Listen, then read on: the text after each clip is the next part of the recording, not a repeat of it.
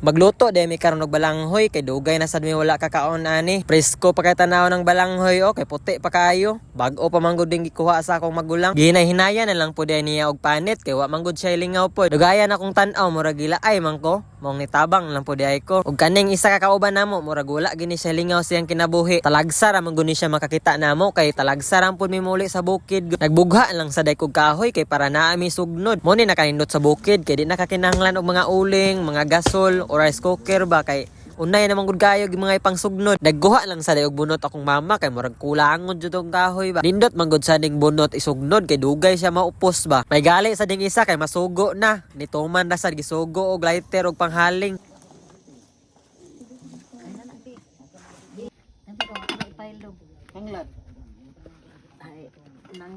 Ambot lang, wasad ko kabalog para asa ng tanglad unsay purpose sana. Dugay jud kini maluto ning balanghoy mo kini ako magulang, kadugayan yung bantay nakatulog siya. After pila ka minutes, giuklaban na dayon nako kay akong tan-awon og naluto na ba. Gihaon na din ako kay luto naman. Bati man sad kayo ni og malata-lata gud. Amay munggos na kay lami kayo kong latan. Dalon na dayon nako sa among mansion kay para makakaon na dayon sila. Sa una katong bata pa mi mo gid ni ang madali namo balanghoy. Samot nagwala gid mi bugas. Unsaon taman nga piki man jud kami sa una. Pero apike man sad mi karon, pero dili gid pira sa una nga apike kayo og pamugas. Nya diri ra di ay ni kutob. Salamat sa pagtan-aw. I love you. Mga